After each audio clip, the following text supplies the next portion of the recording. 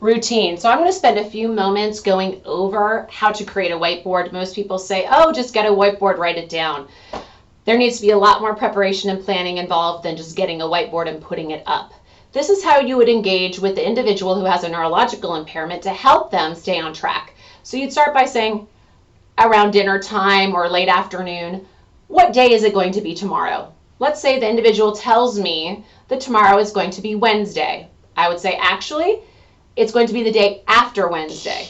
And that individual might be able to say Thursday. Okay, so I would write Thursday up at the top of my board. I'd ask what month we are in, and for example, if someone were to say we are in the month of February, I would say it's 2 months after that, or typically we have Easter during that month, and I would help that individual come up with the month of April. You can see that I'm getting that individual to actually use his or her brain rather than just stating it for them. If you look next, we'd look at the date. Give me your best guess on what date it is. Earlier in the month, later in the month. Help them calculate that date. Say, for example, they told me it was the 15th. I would say, actually, we're about almost 2 weeks less than that, before that. So what would 13 days before that be? Great, it's the 2nd. And what year are we in? Please give me the full 4-digit year. So you see that just starting off, that whiteboard has created interaction between the caregiver and that individual to really give some brain activity. First thing we need to think about, we don't need to write down that you wake up and use the restroom. I think we're pretty much used to that, but let's talk about breakfast. What do we have in the house that might be going bad that we need to eat as soon as possible? What is available? Let's plan out what we're going to have for breakfast. When we finish breakfast, and actually thinking about breakfast, sometimes just saying, what do you want for breakfast? You'll hear from that patient, oh, it doesn't matter to me. Whatever. I don't care. Usually these individuals with neurological impairments have executive dysfunction and they're unable to make choices. So often giving them choices can be very beneficial. So choice 1 might be cereal and milk and blueberries. Choice 2 might be an egg sandwich. Choice 3 might be something else, and you can let that individual choose. If verbal communication understanding is a challenge, you can use pictures. I have a lot of families who the grandchildren actually cut out pictures of food, and that's what they choose to put up on their whiteboard. So there's your breakfast. Of course, you can do the same thing for the other meals throughout the day. And as mentioned on one of my other short videos, if you decide to get takeout, one of the best things that you can do, and this is true when COVID-19 is over, is you can get the menus. Almost all of our restaurants nowadays have menus online. You can use the menu as a cognitive activity. So for example, you have that menu and the individual can take as much time as he or she needs to figure out what would be a good idea to have for that meal and actually write it down. Write down the drink, write down what they want to order so that there's a clear list, so when it is time to make that order, everything is planned and a decision does not have to be made right in the moment. That's true for ordering takeout, but also in a restaurant, many of us don't know what it's like to be inundated with all this information on the menu to try to make a decision, and most of the individuals with neurological impairment would just say, I'll have what she's having. Just get me the same thing, because it's easier when the person is waiting there to take my order.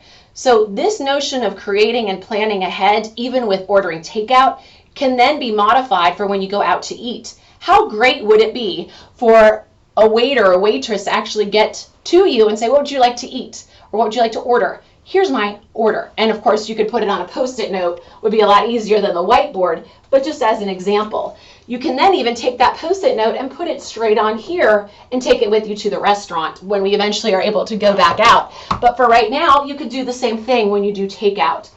So in between those meal times, because meal times generally ground our day, structure our day, schedule our day, let's think of what else is important from those 6 R's. The routine, we're going to get this down. We need to spend some time resting. We also need to add in our exercise. We all know how important that is. So oftentimes I have individuals who like to have their rest time earlier in the afternoon. So really scheduling that. Exercise, a lot of people tell me mornings are the best because then it's out of the way. So what is the choice of exercise going to be? We all know going outside is a great thing for us. Many of the individuals I see with neurological impairments also have been going to physical therapy for their exercise. Now, unfortunately, those sessions are not happening now. So how can you connect to the physical therapist and get your list of exercises? The challenge with that, in many ways, our physical therapists want to help. So they give you a list of about 50 exercises. I can't even begin to figure out within those 50 exercises how to put 3 or 4 together to give me a 5-minute period of exercise. So communicating with the physical therapist and actually getting a set structure, do these 4 exercises on Monday, Wednesday, Friday, do these 3, and write them down really is helpful for individuals to keep track. So it could be lunges, for example. You might do a balance with a leg swing.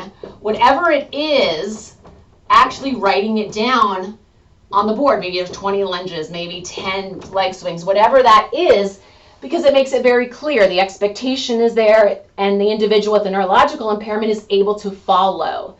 After exercise, we're talking physical, you might want to do some brain time. I have lots of resources, websites and such that you can go to. You could do a puzzle, play a board game, lots of ideas for a brain time. Lunch is here, thinking about how to structure your day, and then also what the bedtime routine is going to look like. How are you going to fit in some social time? Are you going to do social media? Who can you call? So really the idea with routine is planning ahead the day prior as to what is coming up. What that does is it gives a sense of certainty. We are in such an uncertain time, and often I'll hear from my caregivers that, wow, he gets up or she gets up so much earlier than me, and they're confused. If you can start working with a whiteboard now during this time of home confinement and get a routine and a schedule, it will be really, really beneficial as society goes back to opening up. So for example, an individual waking up not knowing what day it is can get very confused and frustrated. If we train that individual to go to the whiteboard, to see the day, and to know what the plan is, imagine how much that decreases anxiety right away. Waking up and not knowing for all of us creates anxiety, but having a clear structured plan that individual participated in and was not dictated to is huge. It really helps keep a structure, and also it keeps that patient from saying, what are we doing next? What time are we doing this? What is going to happen? And the caregiver getting more agitated by all the questions. It puts everything out on that whiteboard. So you can, next to every single one of these activities, easily add in times. Now, remember, this is not set in stone. This is not a definite. However, it's a guide, and you need to be part of your experiment to see what is actually working. I hope these ideas make sense. Remember, routine, routine, routine. Do that whiteboard.